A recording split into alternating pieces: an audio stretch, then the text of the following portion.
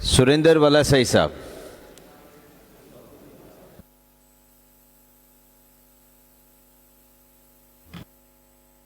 Thank you, Deputy Speaker Sahab, for your kindness. I will request another kindness to allow me to speak on the chair. Yes you are allowed sir. Thank you. आप बैठ के कर सकते हैं। Speaker साहब, पहले तो मैं अपने चीफ मिनिस्टर साहब को और उनकी टीम को मुबारकबाद देना चाहता हूँ कि उन जिन हालात थे जब तीन तरफ से जो है ना हम जंग में घिरे हुए थे, ऐसी सूरत हाल में ये बजट पेश करके उन्होंने एक सिंध की बड़ी खिदमत की है। और ये जो एनएफसी का शोशा छोड़ा गया था कि उसको अल्टर कर रहे हैं, तो हमारे चेयरमैन साहब ने ये जो शोशा छोड़ने के बाद जो बेरोजगार सियासतदान के लिए एक नया रोज़गार का सिलसिला खुलना था, तो चेयरमैन साहब ने अपनी सियासी सूझबूझ के साथ और अपने जो सियासी अक्लमंदी के साथ उस शोशे को जो है ना वो नाकाम बनाया और कोई एनएफसी में चेंज नहीं हुआ। लेकिन क्योंकि सिंध और इस मुल्क का एक सूबा है, तो इस सूबे के नाते जो भी कंट्रीब्यूशंस हमने देनी है नेशनल डिफेंस के लिए, वो हम अपने तौर पे दे रहे हैं। एनएफसी में कोई वो नहीं आया, तो इसलिए मैं ये बजट पेश करने पे चीफ मिनिस्टर साहब और उनकी टीम को मुबारकबाद पेश करता हूँ। तो उसके बाद मैं चाहता हूँ कि ये जो 90 बिलियन का जो हमारा पीपीपी मोड पे खर्च हुआ है, ये पब्लिक प्राइवेट पार्टनरशिप के तहत इसमें जो हमें कामयाबी मिली है, जिसको इकोनॉमिस्ट जो सबसे बड़ा इकोनॉमी का इंटरनेशनल जरीदा है, उसने हमें अप्रिशिएट किया है और एक रोल मॉडल के तौर पे सुबह हो रहा है कि भाई सारे मसले जो है ना गवर्नमेंट के पैसे से हल नहीं होंगे। अगर पब्लिक प्राइवेट पार्टनरशिप जैसे शाहरा भुट्टो है, तो आप देखें हम जब यहाँ से थर पार कर जाते थे तो 1-1.5 घंटा तो हमें शहर में लग जाता था, आज हम 15 मिनट में शहर से निकल जाते हैं। तो ये सहूलत जो है ना हैदराबाद वालों के लिए या सब पूरे सूबे के लिए, ख़ास तौर पर कराची के लिए इतना बड़ा जो प्रोजेक्ट है उसको जो है ना इग्नोर करना या उस पर मजाक करना, तो ये बहुत बुरी बात है। अच्छा, दूसरी थरपारकर में जो इश्यूज़ हैं तो मैं थोड़ा उस पर भी बात करना चाहूँगा कि थरपारकर में पानी का इशू है और दूसरा जो बड़ा इशू है कि लोग वहाँ पे थरपारकर वाहिद डिस्ट्रिक्ट है जहाँ पे जो लोग रहते हैं वो सरकारी ज़मीन पे रहते हैं। 99% लोग जो है ना सरकारी ज़मीन पे रहते हैं। आज तक कितने अटेम्प्ट हुए कि भाई शहरों के जो छोटे छोटे शहर हैं उनका सर्वे किया जाए, लेकिन वो सारे नाकाम हुए। तो मेरा सीएम साहब से गुजारिश है कि थरपारकर में रहने वाले जो लोग हैं उनको जो जहाँ रह रहा है सरकारी ज़मीन पे घर बना के रह रहा है, उनको प्रोप्राइटरी राइट्स दिए जाएँ, ताकि जो ये कब्ज़ा माफिया है जो रोज़ मुख्तलिफ प्लाटों पे कब्ज़ा करके बेच रहे हैं गरीब लोगों को, तो ये इसको भी वो जाए और लोगों को अपने घरों का मालिकाना हुकूक मिल जाए। जैसे हम ये जो हाउसिंग स्कीम जो पीपल्स हाउसिंग स्कीम के तहत दे रहे हैं जो फ्लड अफेक्टीज़ को, तो इस तरीके से उनको भी अगर ये सनात दी जाएँ कि भाई आप जहाँ रह रहे हो इसके आप मालिक हो, तो काफ़ी मसाइल जो है ना थर पार के हल हो सकते हैं।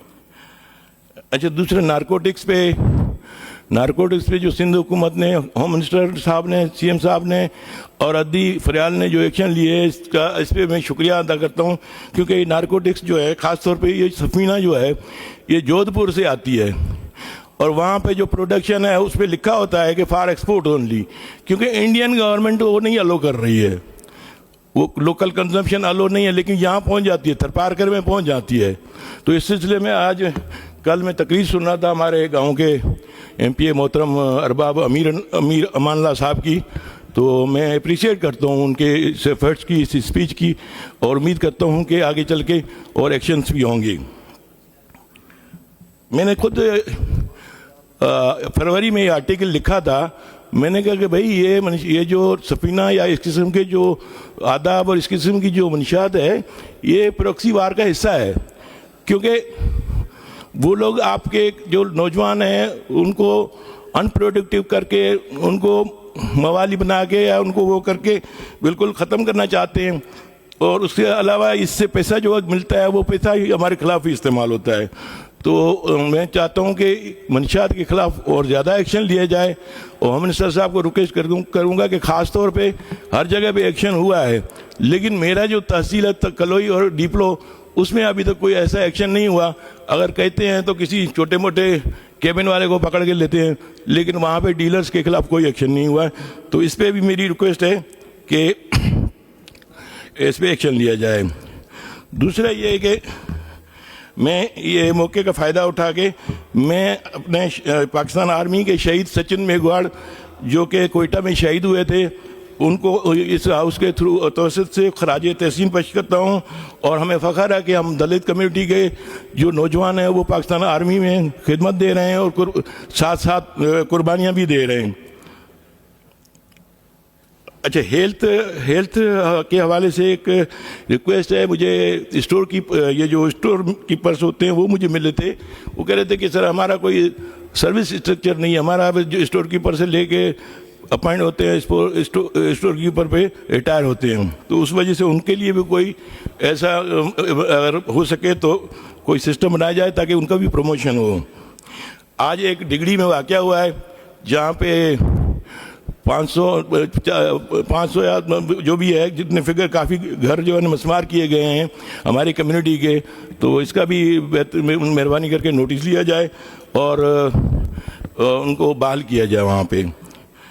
अच्छा, बाकी एक और इशू जो है वो है वाटर शॉर्टेज। वहाँ पे जो हमारे ऋण शाख है जो कलोई तहसील में है उसके टेल एंड में पानी पहुँचता ही नहीं है, बीच में जो है ना पानी गायब हो जाता है। तो वहाँ के टेल एंड पे सारे गरीब है, किसी का 10 एकड़ है, किसी का 16 एकड़ है, किसी का 5 एकड़ है, इतनी ज़मीनें हैं। वहाँ पे पानी की शार्टेज की वजह से जो है ना वहाँ पे गुर्बत ज़्यादा बढ़ रही है। तो मैं जाम खान शोरो साहब से स्पेशल रिक्वेस्ट करूँगा कि इसका भी जो है ना वो नोटिस लिया जाए। आखिर में एक और जो थरपारकर का मेन इशू है वो है देवी एक नॉन इंडिजिनस एक है ट्री है जो कि कुदरती तौर पे उगती है, ना उसको पानी देना होता है ना उसको कुछ करना होता है, और उसका रेट जो उसकी लकड़ी का वो ये जो शुगर कैन के रेट के बराबर तकरीबन है। तो उसमें बड़े झगड़े होते हैं। तो उसको भी क्योंकि गांव में अगर देवी है तो उस पर कोई एक ही जो ताकतवर बंदा होता है वो काट के बेचता रहता है, और बाकी जो गरीब लोगों को एक खुद से काटने भी नहीं देते हैं, अपने किचन के लिए इस्तेमाल के लिए भी नहीं दे रहे हैं। तो ये बड़ा इशू है क्योंकि इससे गरीब लोगों का रोज़गार है। तो वो उनको बहाल करने के लिए सीएम साहब से स्पेशली दरख्वास्त है कोई ऐसी कमेटी बनाए ताकि वो गांव वाले जो है ना वो उसको मिल बैठ के किसी तरीके से इस मसले को हल करें। बाकी दोबारा मैं आखिर में सीएम साहब को दोबारा सिंध गवर्नमेंट को मुबारकबाद देता हूँ कि जिन हालात में ये बजट बनाया है, इंशाल्लाह ये बजट भी इस बजट के इतने कंस्ट्रेंट्स के होने के बावजूद भी हम तरक्की करेंगे और आगे बढ़ेंगे चेयरमैन बिलावल भुट्टो जरदारी साहब की गाइडेंस में और सीएम साईं मुराद अली साहब की क़यादत में। Thank you very much deputy speaker साहब।